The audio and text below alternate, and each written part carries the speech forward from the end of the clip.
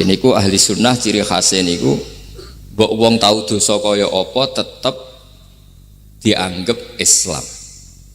Ada kelompok ekstrim khawarij sing darani wong nak dosa niku berarti wis napa kafir. Jadi itu efeknya luar biasa dari madhab-madhab itu. Lalu kenapa madhab Abul Hasan As-Sadili yang kita pilih? Karena kalau orang Islam kamu kafirkan niku mboten ketemu, cara akal niku mboten ketemu. Nggih cara berpikir kita masyhur Abul Hasan As-Sadili ngendikan wong iku nak kafir mulai cilik nganti 70 tahun. Kalau baleni malih tiyang kafir cilik ngantos 70 tahun itu kan menjadi mukmin itu hanya dengan melafadzkan apa? Syahadat la ilaha illallah Muhammadur Rasulullah. Niku hadhil kalimah satu ini.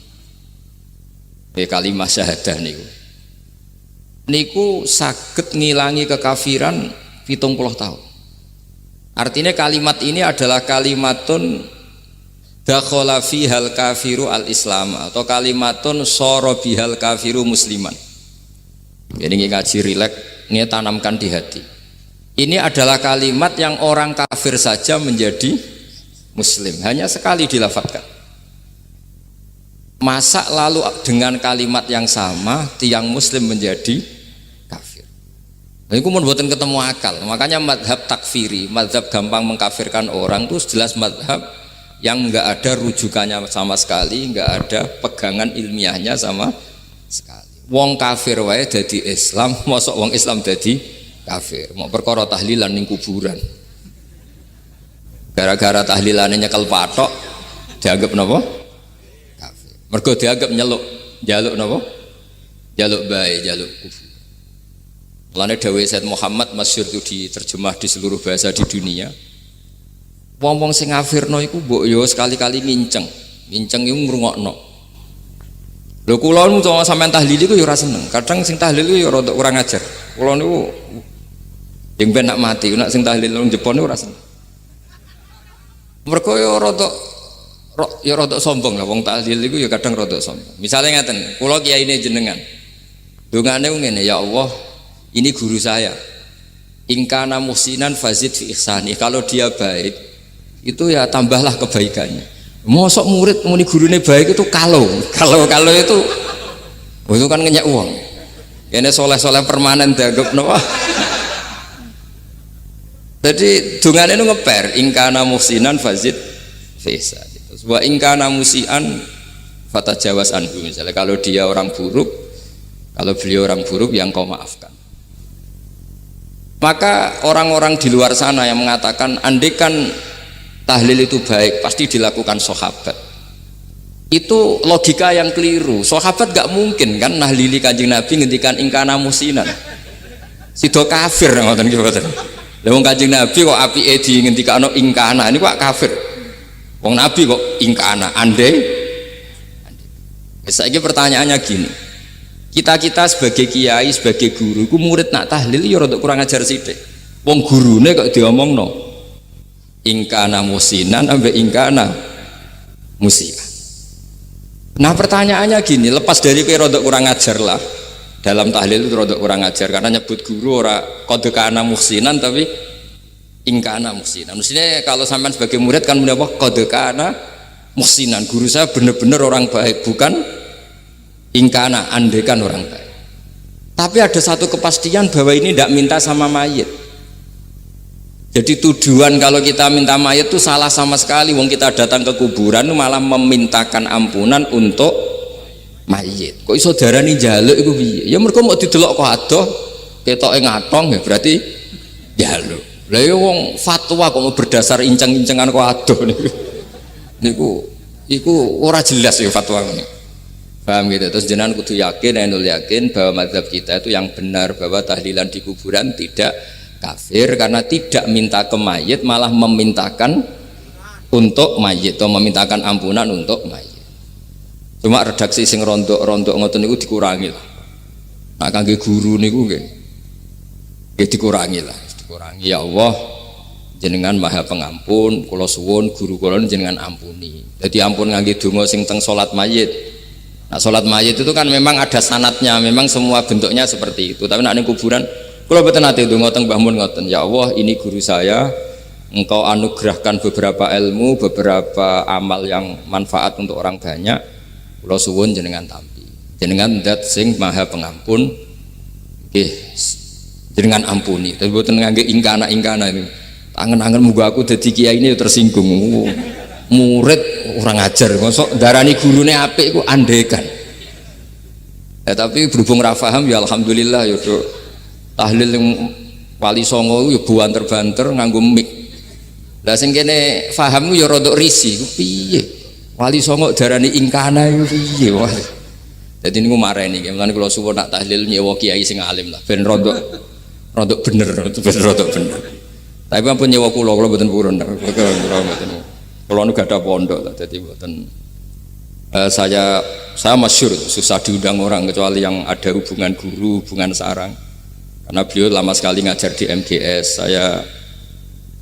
Beliau Gus Maksum tuh lama ngajar di MGS. Jadi saya itu hanya datang di orang-orang yang pernah khidmah di sarang, terus yang pernah keluarga sepuh. Saya datang ke Jakarta ke Pak Quraisy Shihab itu ya karena Pak Quraisy itu lama sekali bikin diskusi-diskusi tafsir. Akhirnya saya termasuk pengajar di pondok beliau. Jadi faktornya ya hanya karena itu, bukan yang lain. Terus kula suwun nggih jenengan kedah yakin kalau faham takfiri yang memudahkan mengkafirkan orang lain itu faham yang salah, karena itu bahaya. Terus bahaya kedua secara fikih. Secara fikih itu nanti repot. Kalau nanti di salah satu seminar itu sudah mau zuhur, ketemu satu narasumber yang gampang mengkafirkan orang, itu separuh masjid kebetulan mereka banyak yang bisa ngaji itu terus gak sholat zuhur, ditanya sama mereka, lu kok gak sholat zuhur, ini sudah masuk waktu, kan sholat hanya wajib untuk orang muslim, kita akan kafir ya karena dikafirkan tadi kan, kalau kita akan dikafirkan. Akhirnya gak kafir sholat.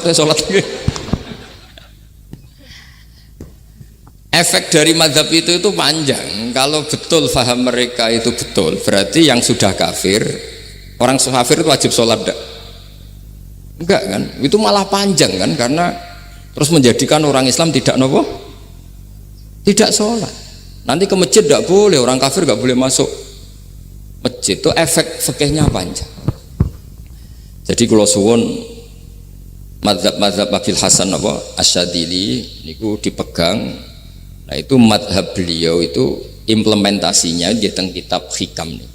Karena Hikam itu putu murid yang paling bisa mengimplementasikan, menjelaskan cara pandang madhab Abul Hasan Asyadzili sing dados thariqah Syadziliyah.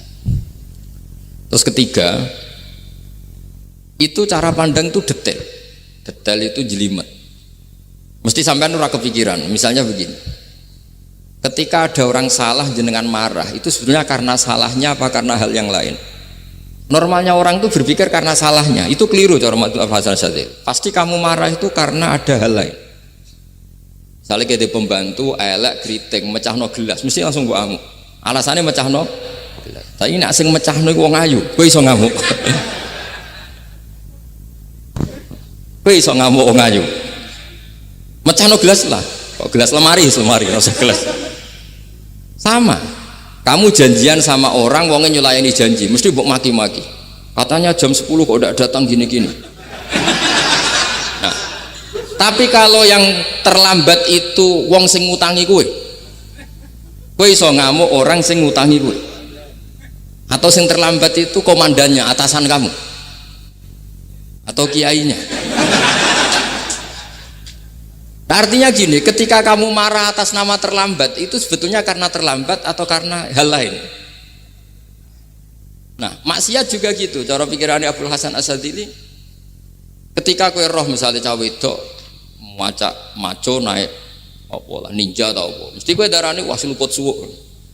Tapi nak dikandani, niku putune jenengan. Mesti langsung ya Allah jenengan sepunten.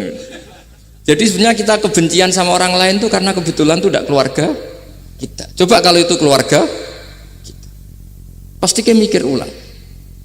Kowe gedeng wong ra salat, Mesti sebabnya dua, satu tidak sholat, dua kebetulan itu tidak anak kamu. Kalau itu anak kamu, kamu pasti istighfar berhari-hari untuk dimaafkan Allah, bukan maksud no. Tapi kalau orang lain kue, pertanyaannya sebetulnya kamu benci itu karena tidak sholatnya apa karena plus dia tidak anak kamu? Nah itu pikirannya Abul Hasan apa? Kue ngamuk itu gelas pecah itu perkara itu pecah gelas apa plus yang pecah elek. Nah itu pecundang kita, itu cara pikiran Abul Hasan. Kita ini pecundang, pecundang itu nggak fair, kenapa? Betul fair. Nah itu terus beliau diantaranya punya cerita Nabi Ibrahim itu pernah diangkat ke Allah di alam malakut. Di alam malakut kemudian ini ada di kitab Hikam juz 2 halaman 4 yang di bab ini yang saya baca. Ini cerita terakhir nih, bantu pun sampai tak ngaji suwi-suwi ora mesti paham aduk sediluk. Nak sediluk kan dia alasan, kenapa ora paham? Salah Gus Pak ngulangi sediluk. Lah nak suwi sampean ra paham malah ribet kan? Diulang suwi ra paham goblok tenan berarti kan gitu. Nah ini untuk menjaga harkat dan martabat niku ngajine sediluk mawon dan takoki malaikat. Kenapa ora paham? Salah Gus Pak ngajine sediluk. Jadi duwe napa? Alibi lah gak ada napa? Pembelaan. Nabi Ibrahim itu diangkat di alam malakut karena beliau seorang nabi melihat orang maksiat, ditanya sama Allah, ya Allah itu orang-orang maksiat itu makan dari rizkimu, menempati bumimu dan semua fasilitas engkau bikin. Lalu menurut kamu gimana Ibrahim? Ya bunuh saja, matikan saja. Sama Allah dituruti. Melihat lagi ada maksiat yang berbeda, selalu Nabi Ibrahim usul itu dimatikan. Jadi Ibrahim pernah jadi garis keras lah kira-kira, keras sekali. Lalu suatu saat Nabi Ibrahim itu disuruh nyembelih Ismail. Disuruh nyembelih apa? Ismail. Bareng disuruh nyembelih Ismail, Nabi Ibrahim tanya, ini anak saya ya Allah, ini samratu fuadi, ini buah hati saya, kenapa engkau nyuruh menyembelih? Cara ngetikane pangeran, apa kamu tidak ingat ketika tak angkat di alam malakut beberapa hambaku kamu usul supaya tak bunuh? Cara Jawane, cara Jepone kowe ora rasane dadi aku. Aku iku pangeran sing gawe aku enak kowe usul-usul kon mateni jare. Saiki gentenan, saiki anakmu sembelih. Rumangsamu udah di pangeran gak sayang mbek kaula. Kowe tak dadekno nabi ku kon dakwah ora kon mateni. Nabi Ibrahim nangis. Nah inilah perbandingan bagi kita. Sebenarnya saat kita benci maksiat itu sebetulnya di hati kita itu tidak hanya maksiat, kita ada dak fairnya, plus itu dak orang yang terkait dengan kita. Jika misalnya mau wangkel, misalnya penyanyi sing piye mau wangkel, suatu saat penyanyi ku WA kuwe, masa ya gelem dadi bojomu, ilang mangkelmu kan. Jadi pecundang, kita ini sebetulnya pecundang. Nah, syukur-syukur memang makom kamu sudah tinggi, memang benar-benar benci karena maksiat, paribasane wayu gelem mbok rabi tetap mangkel. Tapi saya tidak yakin soleh-soleh seperti ini imannya sampai seperti itu tidak yakin.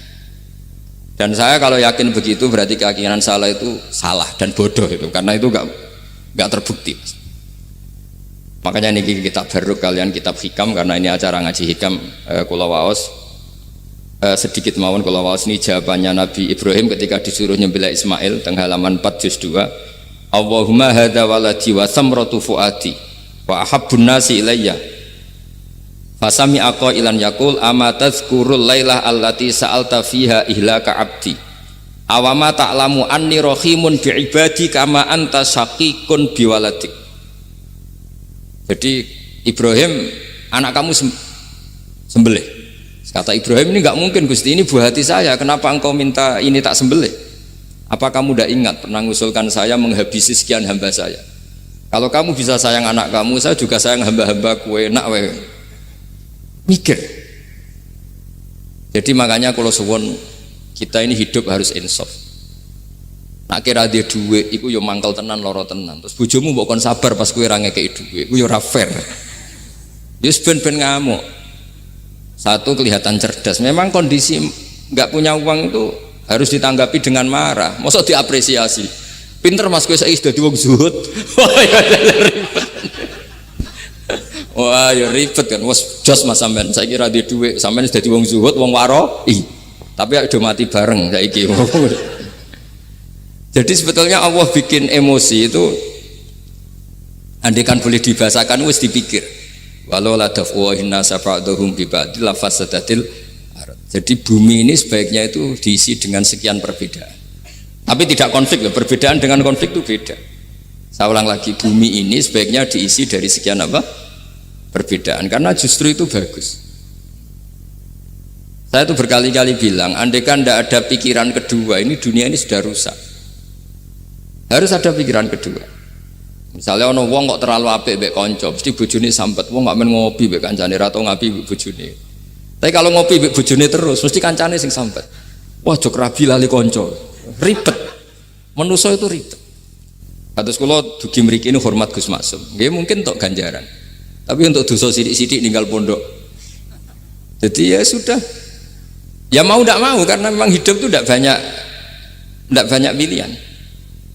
Ada orang sering ibadah di masjid sholat itu ya bagus, tapi dia pasti tidak baik dalam sistem sosial. Umpama wong soleh kabeh ning masjid itu donya akeh sing mati karena tidak ada tim SAR paling murah. Loh iya kan, wong kecelakaan itu penolong pertama itu orang yang di masjid apa sing tukang ning dalan-dalan. Artinya sing ning masjid iktikaf mesti ra duwe ganjaran nulung wong kecelakaan. Artinya ada kebaikan yang pasti nggak bisa dilakukan orang yang sedang di masjid. Andai kan yang di jalan tuh orang-orang soleh itu wah dunia sebaldatun thayyibatu warabun ghafur. Loh ya betul, Nabi pernah ditanya sahabat, ya Rasulullah kita ini senengane ngegeng di jalan. Ya kata Nabi ya sudah nggak apa-apa, asal a'tut thoriq haqqaha, ya kamu memberi haknya jalan. Apa itu? Amar ma'ruf nahi mungkar. Maksudnya nahi mungkar gini. Misalnya di bus itu ada orang soleh mayoritas, itu sing nyopet ya wedi, mergo mesti ditabuki wong akeh. Kalau yang di perapatan wong soleh kabeh, sing beda wedok ya isin. Mergo sing perapatan wong soleh kabeh. Nah, masalah iki ra soleh kabeh, kemari ribet kan gak soleh kabeh. Jadi sebetulnya Indonesia itu aman kalau yang di jalan tuh soleh semua, karena perempuan lewat gak diganggu, ada copet gak berani, semuanya aman. Maka di Islam itu menyebut kebaikan itu jumlahnya banyak sekali. Tidak bisa kamu wah hebat-hebatnya wong sing nang masjid terus, tidak bisa seperti itu. Andai kan semua orang di masjid, nah ono kecelakaan pertama yang nolong siapa? Nah ono wong golek alamat tuh takok sapa wong kabeh ning jero masjid. Ribet kan?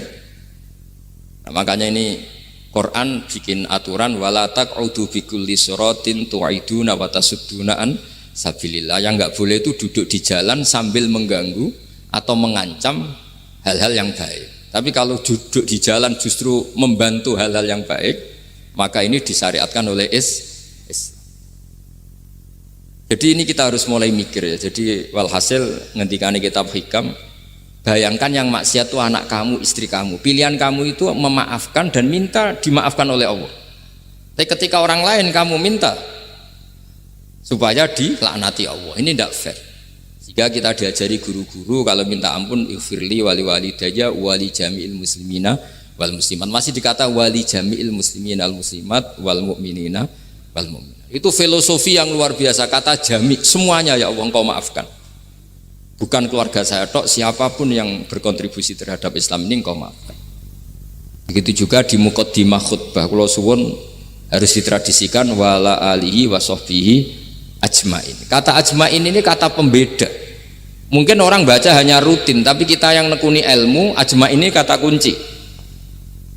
Fa inna ahlas syiah akramu sahabiyan wa ahanu sahabiyan akhar. Jadi tradisi madhab syiah itu apa? Ada sahabat yang begitu dimulia-muliakan berlebihan kayak Sayyidina Ali, dan ada yang dihinakan kayak Abu Bakar dan Umar. Lalu pembedanya dengan ahli sunnah apa? Kita menghormati sahabat wa sahbihi ajmain. Jadi hadhil kalimah kalimatun fariqah. Ini kalimah pembeda. Jadi ajmain buatan kalimah rutin terus ono jimati ono kasiate ini buatan. Kita maklumatkan ke seluruh dunia bahwa mazhab ahli sunnah ditandai dengan wa ala alihi wa sahbihi ajmain. Makanya dawe Basim wa nukrimu ahlal bait wa nukrimu jami'a ashab Rasulillah sallallahu alaihi wasallam. wa nukrimu jami'a ashabi Rasulillah sallallahu alaihi wasallam. Ciri utama madzhab Ahlussunnah apa? Menghormati keluarganya Nabi dan menghormati seluruh, ada kalimat apa? Seluruh sahabat. Jadi kata ajma'in itu kalimatun fariqah atau kalimatul fasl. Kalimat yang membedakan mana madhab Syiah dan madhab Ahlussunnah apa? Itu kalau jenengan ngaji teng Gus Maksum napa teng Haji Maksum, di antara madhabnya sinten? Nabi Ibrahim yang diceritakan Abdul Hasan apa? Asyadili, kebencian kepada maksiat, kita semua pasti benci maksiat. Tapi gak fair kan, yang satu kamu laknati, yang satu kamu doakan. Ujung-ujungnya apa? Ada unsur hadun nafsi. Kalau yang terkait dengan jenengan mbok dongakno di sepuro, nah yang gak ada terkait mbok pasutno. Ini kan gak fair, padahal sama-sama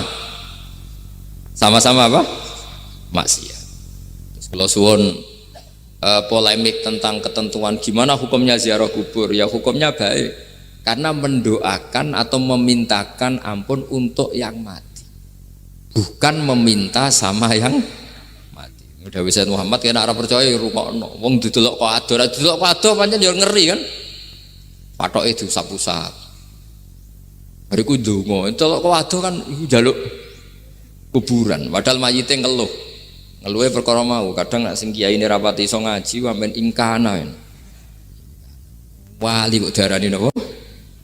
Ya Allah, jika mayit ini, andekan mayit ini baik, maka dan andekan tidak, lho cara kowe dadi mayite bocah ora jelas mayit. Nah, makanya ini cobalah kalau sholat jenazah tidak apa-apa doa itu karena sanatnya seperti itu. Kalau doa guru ya diatur-atur yang baik lah, langsung mawon ya ghafiratunu wal khotiat gini-gini, saya mohon beliau amal baiknya jangan terima, amal buruknya jangan ampuni, karena guru juga manusia tidak nabi. Boten terus apa pakai apa ingkar.